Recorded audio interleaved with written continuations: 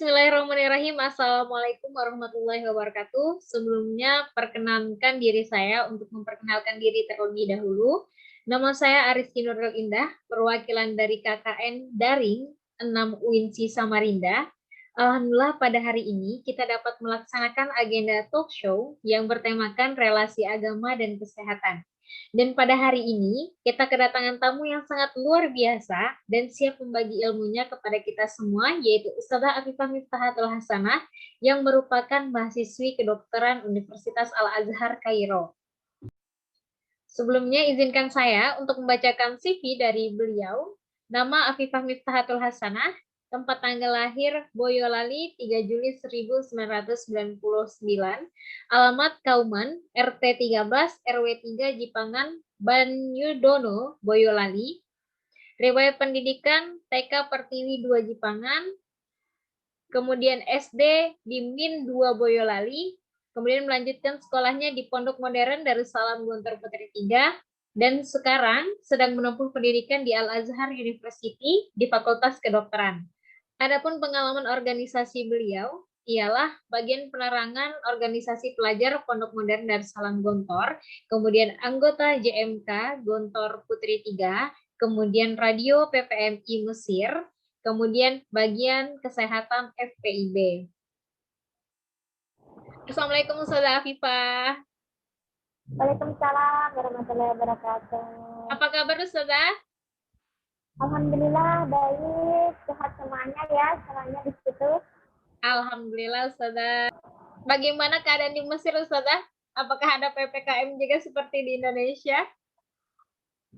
Alhamdulillah, kalau misalnya di Mesir sendiri tidak ada PPKM, tapi kita harus karena kita sadar dengan pandemi ini, kita mengurangi kerumunan dan juga selalu menggunakan masker. Cuman emang kasus COVID yang ada di sini tidak sebanyak Indonesia, seperti itu Kak. Namun untuk kuliah apakah berjalan sudah seperti biasa? Kalau untuk kuliahnya, kan ini sekarang kita lagi liburan ya. Terakhir itu sebelum Idul Adha ya. Idul Adha itu kemarin terakhir ujiannya saya. Nah untuk kuliahnya sebelum ujian itu kita online, tetap online, kuliahnya online.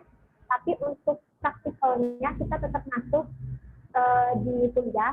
Kalau untuk ujiannya kita tetap offline. Jadi kita tetap ke kuliah, cuma dari kegiatan perkuliahan itu diminimalisir kegiatan di kuliah seperti praktikal aja ke kuliahnya, sama ujian aja ke kuliahnya. Untuk lecture dan juga untuk muhadharah-muhadharah itu kita menggunakan online. Namun akhirnya Al-Azhar juga menggunakan sistem online ya, Ustazah sempat menggunakan sistem online ya. Namun tidak bertahan lama ya Ustazah ya? Ya benar sekali. Jadi hanya untuk sebentar ya itu online-nya, tapi untuk praktikal dan juga untuk ujiannya itu pasti offline, tetap berangkat ke kuliah. Jadi insya Allah dibarakati doain ulama insya Allah. Iya Ustazah. Nah Ustazah, pada hari ini kita tentunya akan membahas tema tentang relasi agama dan kesehatan. Menurut Ustazah sendiri, apa sih relasi agama dan kesehatan ini Ustazah? Ya, terima kasih waktunya. Bismillahirrahmanirrahim. Assalamualaikum warahmatullahi wabarakatuh. Waalaikumsalam warahmatullahi wabarakatuh. Allahumma sholli ala sayyidina Muhammad wa ala ali sayyidina Muhammad. Asyhadu alla ilaha illallah wa asyhadu anna Muhammadar Rasulullah. Rabbi shrah li sadri wa yassir li amri wahlul 'uqdatam min lisani yafqahu qawli. Sebelumnya saya mau menyapa semuanya, sehat-sehat semuanya ya, walaupun dalam pandemi seperti ini. Alhamdulillah, Ustazah. Nah, seperti yang diangkat temanya oleh moderator tadi, bahwasanya relasi antara agama dan juga kesehatan. Dalam agama dan juga kesehatan ini sangat berkesinambungan sekali, Kak. Karena salah satunya itu dengan adanya agama dalam diri kita, itu membuat hidup kita menjadi lebih tenang atau merasa bahagia. Bahkan sangat memiliki efek bagus untuk kesehatan kita. Selain itu, dengan adanya agama, kita akan menyerahkan segala keluh kesah apa yang ada, apa yang kita rasakan, apa yang kita alami itu kepada Yang Maha Esa, dan seperti ini akan mengurangi stres atau depresi yang kita miliki. Jadi dalam peran agama untuk kesehatan itu sangat berkesinambungan dan sangat bermanfaat sekali. Karena untuk apabila kita mengetahui bagaimana ajaran agama itu sendiri, itu memiliki banyak dampak positif. Yang pertama, menjadikan hidup kita menjadi lebih sehat, Kak.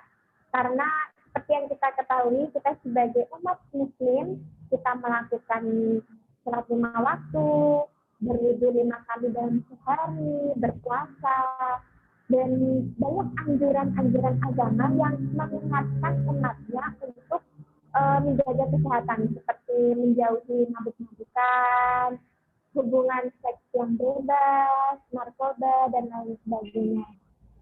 Setelah itu, dengan adanya agama dalam diri kita, itu menjadikan hidup kita menjadi lebih positif atau optimis bahasanya. Karena kita mempunyai percaya diri dalam diri kita bahwasanya semuanya itu telah diatur oleh Allah Subhanahu wa Ta'ala. Kita tinggal berusaha dan bertawakal, masalah hasilnya itu kita bisa serahkan kepada Allah Subhanahu wa Ta'ala. Selain itu, dengan adanya agama seperti yang dijelaskan sebelumnya, kita bisa mengurangi stres atau masalah kejiwaan. Karena menurut survei yang ada, banyak sekali orang-orang yang tidak memiliki agama menjadikan titik akhirnya itu apabila tidak mencapai apa yang dia capai, menjadikan titik akhirnya itu pada kematian. Maka tingkat bunuh diri orang yang tidak memiliki agama atau tidak berkeyakinan itu menjadi lebih tinggi daripada orang yang beragama. Selain itu, dengan adanya agama dalam diri kita, menjadikan kita itu tahu tujuan hidup kita. Karena kita meyakini keyakinan kita dan juga adanya Allah Subhanahu wa Ta'ala mengatur semua dan seisinya ini, menjadikan kita mempunyai tujuan untuk hidup kita menjadi lebih baik. Dan selain itu, dengan acara keagamaan, kita bisa mendapatkan dukungan sosial. Mungkin pada saat pengajian, dengan adanya interaksi atau sosialisasi dengan saudara seiman, kepercayaan, satu agama, itu akan mendapatkan feedback yang bagus atau membuat kita semakin optimis, dan juga interaksi sesama saudara seiman itu menjadi lebih baik. Begitu, Kak. Jadi untuk peran agama dalam kesehatan itu sangat bermanfaat sekali. Selain menjadi lebih sehat, menjadi lebih bahagia, mengurangi depresi, karena kita mempunyai keyakinan bahwa semuanya sudah diatur oleh Allah.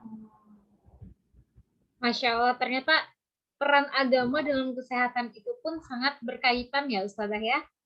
Iya. Iya, Masya Allah, luar biasa sekali. Namun Ustazah, dalam kehidupan kita sehari-hari ini, contoh dari ibadah kita itu apa aja sih yang berhubungan dengan kesehatan? Wah, ini sangat banyak sekali. Tapi dalam talkshow ini mungkin hanya beberapa yang bisa kita saling share ya. Salah satunya kan dalam sehari-hari kita melakukan berwudu 5 kali dalam sehari. Ternyata dalam proses wudu ini kita mempunyai banyak sekali manfaatnya. Salah satunya pada saat kita membersihkan tangan, apalagi pada masa-masa pandemi ini, kita harus selalu menjaga kebersihan tangan kita. Selain kita memakai masker dan juga menjaga jarak, kita harus selalu menjaga kebersihan tangan kita.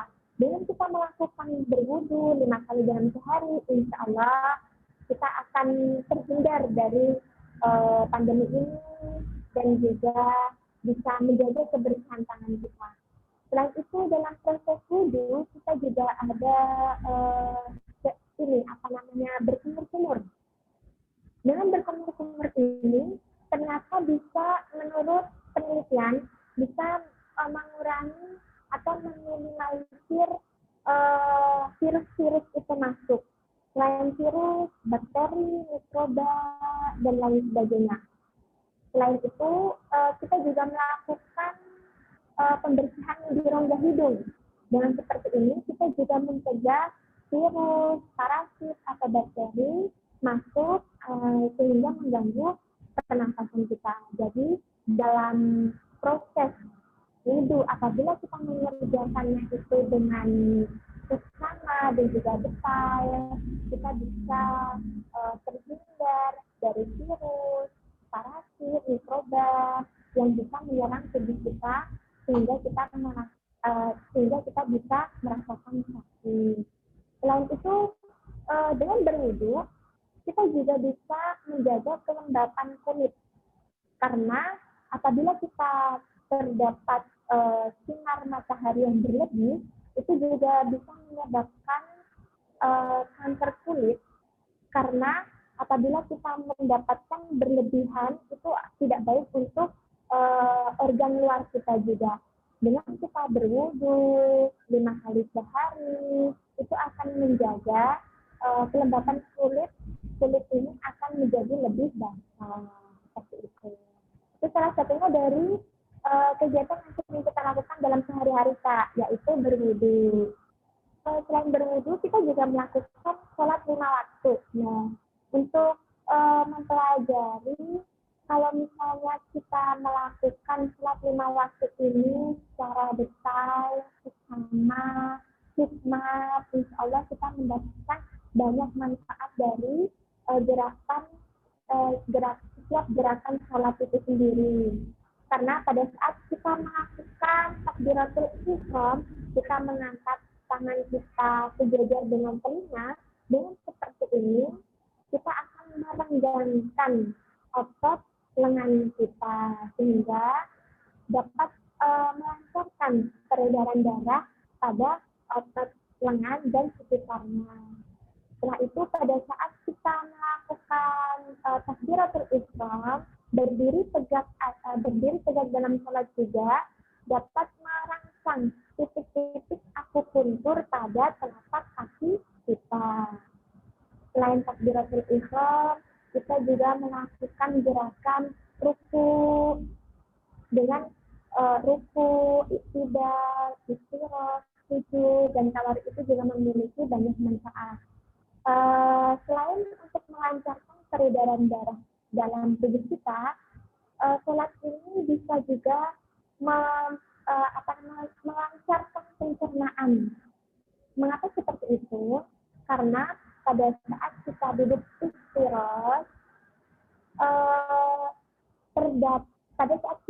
istirahat, kaki kiri kita ini akan kan posisi kaki kiri kita itu memijat ya, seperti memijat bagian perut. Karena pada saat duduk istirahat dan juga tawaruk ini, posisi kaki kiri kita itu memijat secara perlahan dinding perut atau perineum. Dengan seperti ini akan meningkatkan organ-organ untuk proses pencernaan. Selain itu juga pada saat kita beristirahat, posisi ginjal kita sejajar dengan dinding perut. Dengan seperti ini mengoptimalkan kerja ginjal untuk filtrasi secara maksimal. Setelah kita melakukan ruku, kita kembali lagi tidak berdiri, itu memiliki banyak manfaat untuk melatih kelenturan tulang belakang kita.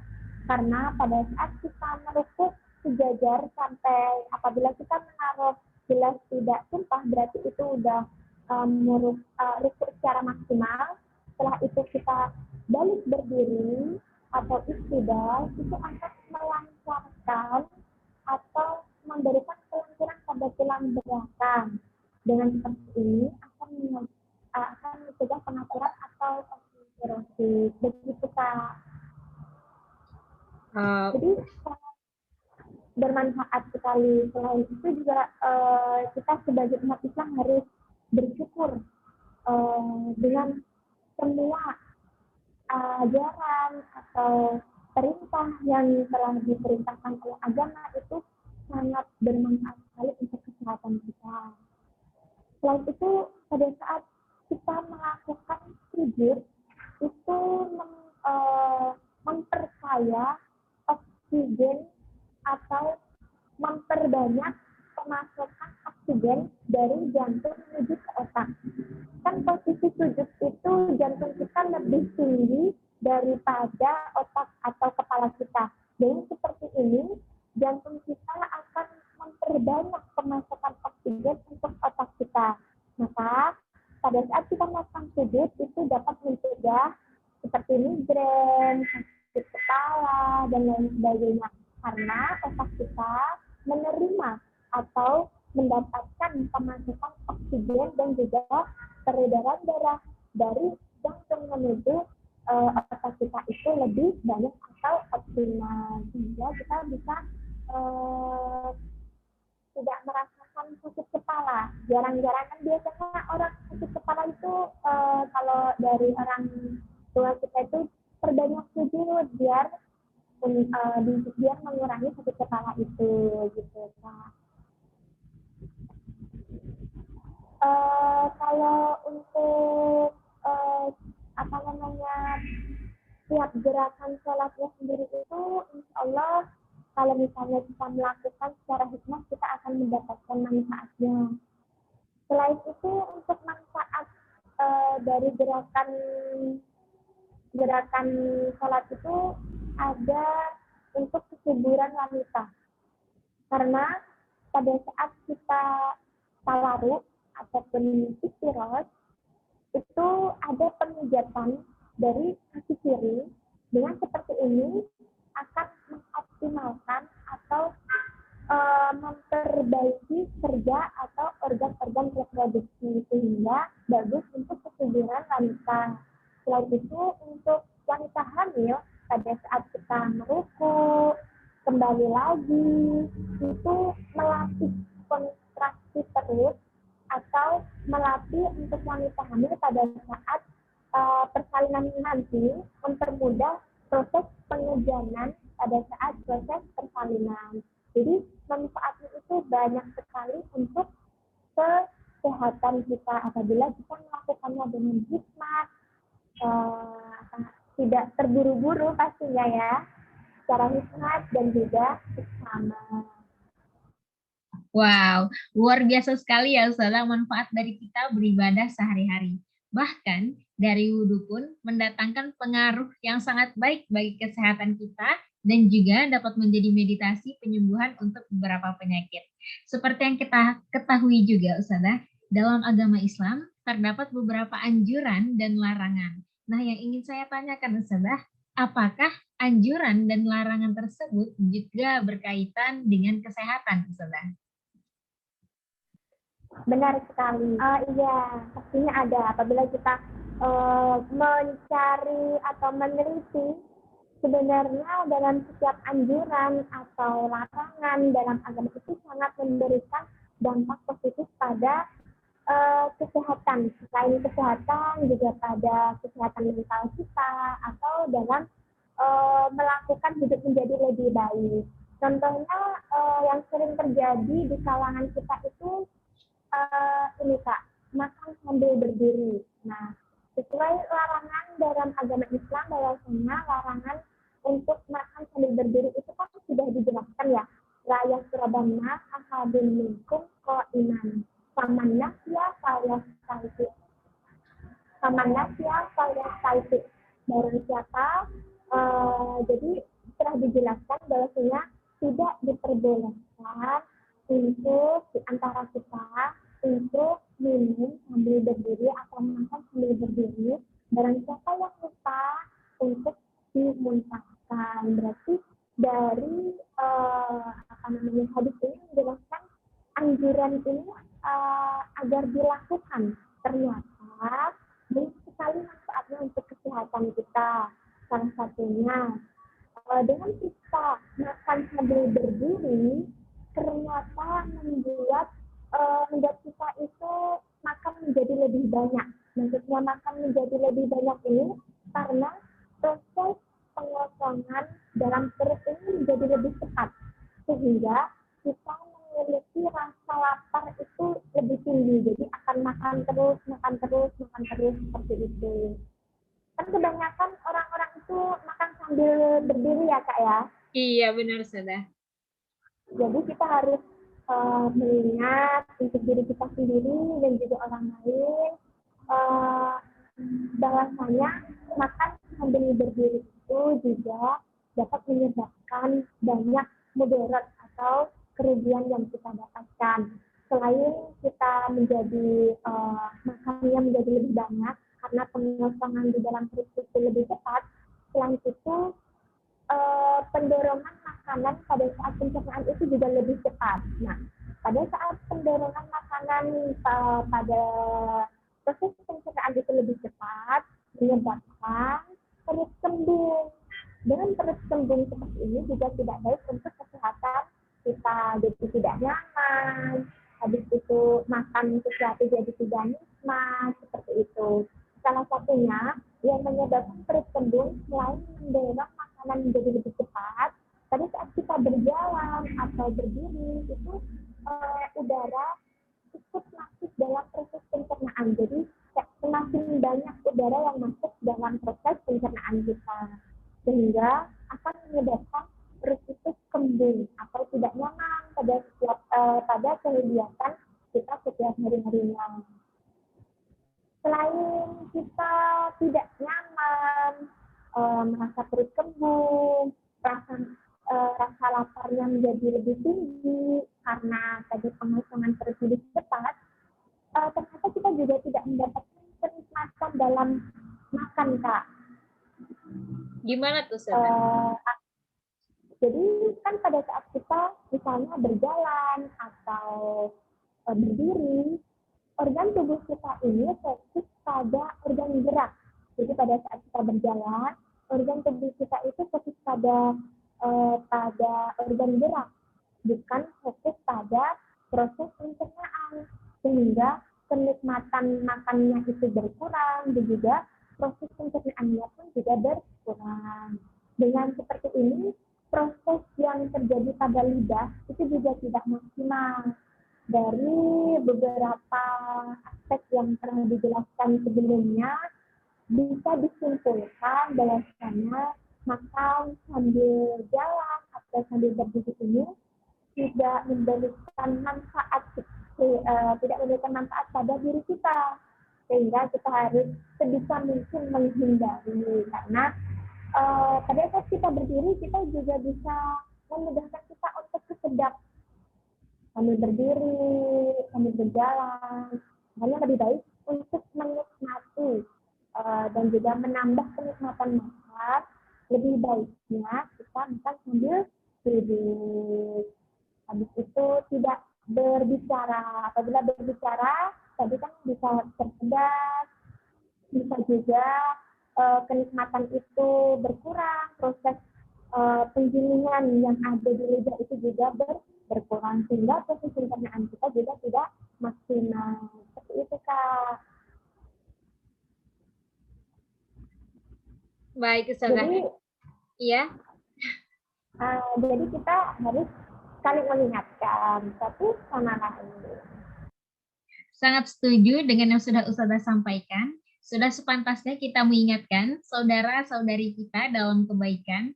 Dan menurut Ustazah, bagaimana cara terbaik untuk mengajak saudara dan saudari kita yang masih kurang sadar mengenai anjuran dan larangan agama, yang padahal sangat erat dengan kesehatan tiap individunya, Ustazah? Nah, kalau untuk seperti itu, kita harus mendapatkan yang pertama itu lingkungan. Jadi lingkungan sekitar kita harus mendukung. Kan kita sebagai saudara seiman, seagama, apabila kita saling mengingatkan, kita harus menerima, karena dari lingkungan ini sangat berdampak banyak ya untuk kehidupan sehari-hari kita atau untuk perilaku atau untuk berteman. Dengan kita mempunyai teman atau perilaku dengan mempunyai teman dan juga lingkungan yang baik, itu akan menambah kita untuk sadar dengan lingkungan kita. Jadi selain kita mendapatkan dukungan sosial yang dijelaskan sebelumnya, dengan adanya dukungan sosial, satu iman, satu agama, seperti ini akan memudahkan kita untuk melakukan kegiatan yang positif. Apabila kita mendapatkan lingkungan yang kurang baik, itu kita akan merasa berjuang sendiri, betul tidak? Benar, sudah. Kita harus mendapatkan yang pertama lingkungan yang bagus, teman yang bagus, sehingga kita bisa saling mengingatkan satu sama lain, dan juga saling mengingatkan satu sama lain, mengingatkan dalam beribadah, dalam kegiatan yang bermanfaat, karena efek atau peran teman dan lingkungan ini sangat bermanfaat sekali pada kegiatan kita. Karena banyak sekali yang apabila dia mendapatkan teman yang baik, tapi lingkungan tidak baik, itu juga akan susah untuk melakukan sosialisasi. Sehingga kita harus mencari teman yang baik, yang sama-sama menjaga satu sama lain, mengingatkan satu sama lain, dan ingat semua ajaran yang telah diajarkan oleh Allah Subhanahu wa taala. Jadi selain kita mendapatkan teman dan juga lingkungan yang baik, kita harus selalu berdoa semoga kita dan teman-teman kita selalu dalam lindungan Allah Subhanahu wa taala. Karena kekuatan doa ini, walaupun kita dalam lingkungan yang tidak baik, tapi kita selalu berdoa untuk dipertemukan teman yang baik, lingkungan yang baik, insya Allah kita akan mendapatkan jalan dan kemudahan dalam setiap langkah kita. Oke, sudah. Nah, tadi kita sudah membahas mengenai relasi agama dan kesehatan dalam konteks ibadah dan juga larangan. Dan sekarang dari anjuran, Ustazah. Salah satunya agama menganjurkan untuk bangun lebih pagi. Apakah bangun pagi sendiri berdampak dengan kesehatan, Ustazah? Subhanahu wa ta'ala telah berfirman di surat Al-Isra ayat 78, Aqimis sholata liduluki syamsi ila ghusaqil lail wa qur'anal fajri inna qur'anal fajri kana masjidah. Jadi telah dijelaskan bahwasanya dirikanlah sholat dari sesudah tergelincirnya matahari sampai malam, dan dirikanlah sholat subuh. Sesungguhnya pada sholat subuh ini disaksikan oleh para malaikat.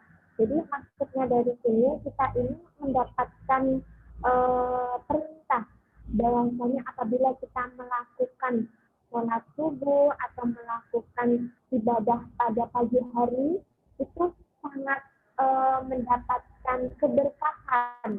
Karena pada saat pagi hari, tajma'u malaikatal lail wa malaikatal nahar fi sholatil fajri.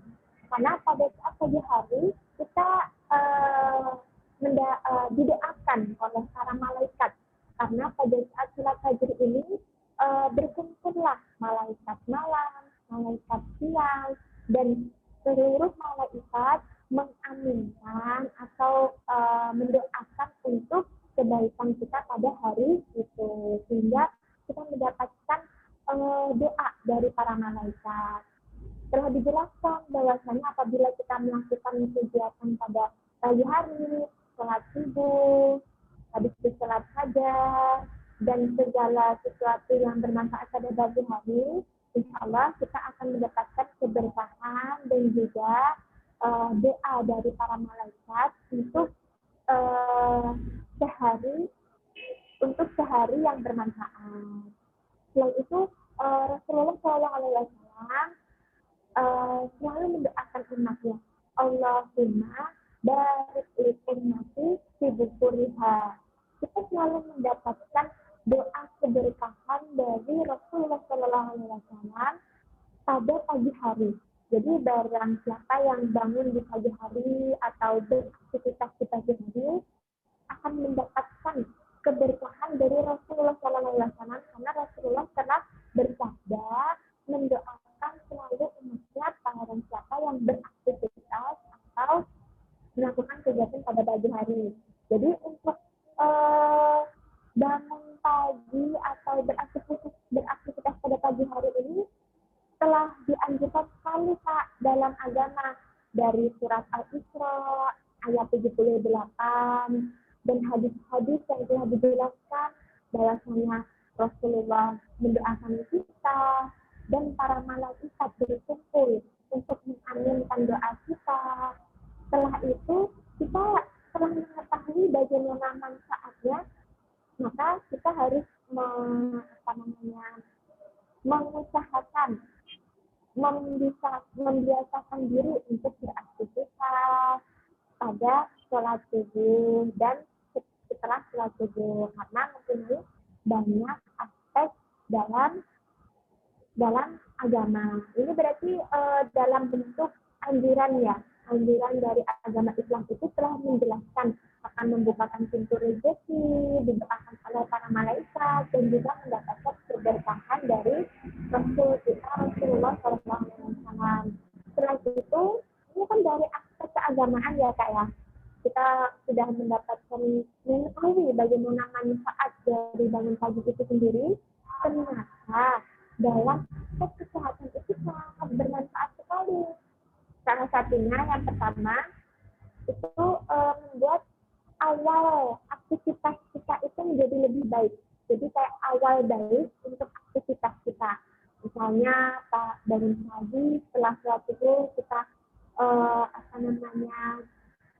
membaca Al-Quran, berkegiatan yang bermanfaat itu ternyata menjadi awal yang baik untuk beraktivitas pada hari itu. Selain itu, menjadikan hari kita menjadi lebih bahagia. Pasti kalau misalnya kita bangun pagi, kita bisa memanage waktu dengan baik kan, Kak?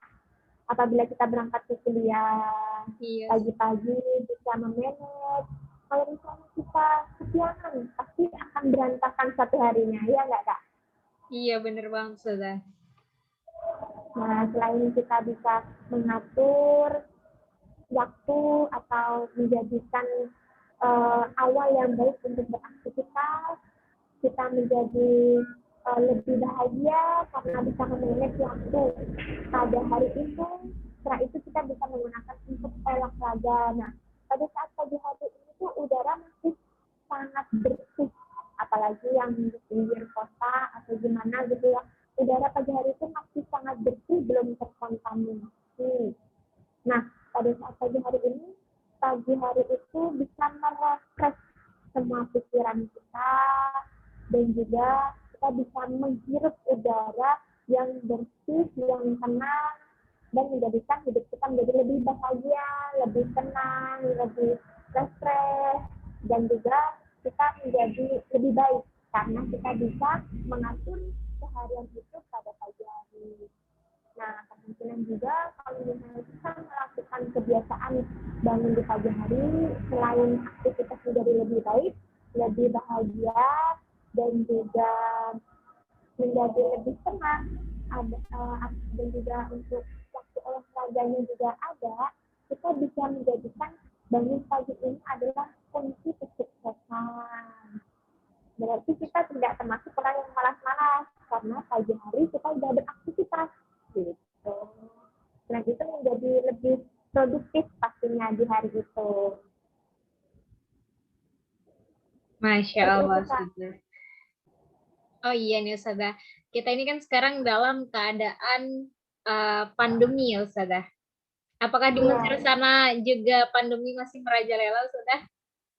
Iya, masih banyak, tapi tidak sebanyak Indonesia. Karena Indonesia itu kan banyak sekali ya. Dalam seharinya bisa 21.000 yang meninggal yang positif. Masih ada, cuman tidak orang Indonesia lah. Iya. Nah, menurut Ustazah, bagaimana sih sikap kita sebagai Muslim dan Muslimah untuk menjaga diri kita dari virus corona itu, Ustazah? Ya, ini juga mengingatkan untuk diri saya sendiri dan juga teman-teman semuanya, bahwasanya dalam pandemi ini kita harus menjaga daya tahan tubuh kita. Salah satunya kita harus meminum vitamin. Sebelumnya di Indonesia juga udah diwajibkan ya untuk vaksin ya. Iya, Sebenarnya benar. kita harus melakukan vaksin itu. Kalau di sini sih belum diwajibkan semuanya, tapi udah ada, tapi belum diwajibkan, masih dalam proses. Nah, karena di Indonesia sudah diwajibkan dan pemerintah sudah mewajibkan, kita tidak salahnya kita memasuki. Nah, insya Allah itu juga udah yang terbaik untuk kita. Jadi kita harus melakukan vaksin itu. Selain itu, yang selanjutnya kita harus menjaga daya tahan tubuh dengan minum vitamin yang terdiri dari vitamin C, vitamin D, dan juga zinc. Makanya biasanya minuman vitamin itu kayak zinkopan atau bisa vitamin B kompleks dan lain sebagainya. Segala vitamin, tapi lebih difokuskan untuk vitamin C dan juga vitamin C dan juga vitamin D itu sangat bermanfaat untuk meningkatkan daya tahan tubuh dan juga zinc. Selain itu, untuk menjaga daya tahan tubuh kita harus makan secara teratur, olahraga secara teratur, dan salah satunya kita berjemur minimal 30 menit. Nah, jadi untuk mencegah mencegah dan juga merawat diri kita dari pandemi ini. Selain itu kita harus sadar bahwasannya proses kesehatan itu sangat penting, seperti menjaga tangan selalu bersih, pastinya ya, hand sanitizer dimanapun kita berada, cuci tangan, habis itu menggunakan hand sanitizer, memakai masker. Nah, ini untuk memakai masker ini mungkin kalau di Indonesia masih banyak kan Kak yang memakai masker? Masih, Ustazah. Namun terkadang banyak yang saudara-saudari kita ini kurang sadarnya untuk memakai masker, jadi kadang sering diturunin atau gimana gitu. Ya. Nah, sebenarnya untuk memakai masker ini bukan masalah pandemi ya, tapi kita tuh harus sadar selain kita itu tidak tertular, dengan kita memakai masker kan kita tidak tertular. Dengan kita membuka masker, kita bisa menularkan. Selain kita tidak tertular, mungkin kita tidak tertular dari orang lain kalau kita tidak memakai masker, tapi kita bisa menularkan. Nah, ini bahayanya. Makanya kita sebagai orang yang sadar dan kita tuh harus ingat bahwasannya COVID ini tuh nyata, tidak halusinasi gitu loh, maksudnya benar-benar ada. Kita harus mencegahnya dengan sekuat dan sebisa kita. Dan cara memakai masker, kan anjuran di Indonesia pakai masker 2 lapis ya, maksudnya iya, benar, masker dan juga masker kain, karena dalam masker medis itu 70%, kalau masker kain itu mungkin hanya 50%. Jadi kita harus menggunakan masker itu dengan baik dan mungkin kita membukanya pada saat makan, terus itu kita tutup lagi, karena pada saat kita berbicara atau bahkan kita sedang berpapasan, kita tidak tahu bahwasanya orang itu mempunyai orang itu bisa menularkan atau tidak COVID-19 ini. Jadi kita harus sadar, selain mencuci tangan, menjaga jarak, kan sekarang udah PPKM ya, jadi kita insya Allah di rumah aja, tapi yang produktif, selain menjaga jarak, memakai masker, dan juga kita harus selalu suplemen setiap hari, jangan lupa olahraga dan juga berjemur 30 menit itu, Kak. Iya, Ustazah. Masya Allah, Ustazah, setelah mendengar segala penjelasan dari Ustazah barusan, saya semakin bersyukur terlahir menjadi seorang muslimah yang mana saya menganut ajaran agama Islam karena saya simpulkan segala hal yang sudah ditetapkan dalam agama Islam mau dari larangan maupun anjuran itu memberikan manfaat yang baik bagi kita. Untuk terakhir nih Ustazah, apakah ada pesan-pesan untuk saudara-saudari kita yang menyaksikan talk show ini Ustazah? Kesannya tidak jauh dari apa yang telah saya sampaikan tadi. Intinya kita harus saling mengingatkan satu sama lain, sama muslimah, sama umat Islam. Kita harus selalu mengingatkan kan kita terkadang tidak luput yang misalnya tidak melakukan kesalahan atau bagaimana.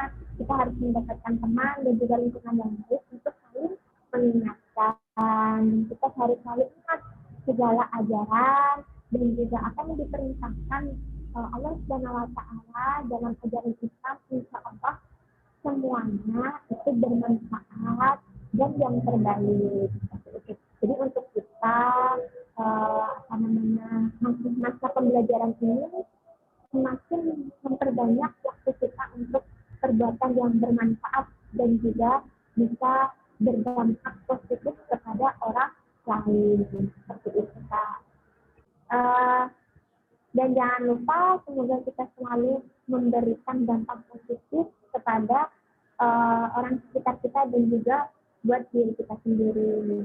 Terima kasih buat saudari Arifi telah memberikan waktu kepada saya untuk saling berbagi atau berbagi ilmu, meng-share yang kita dapatkan dan semoga bermanfaat bagi saya dan juga orang lain. Dan seluruh yang melihat apa yang telah saya sampaikan.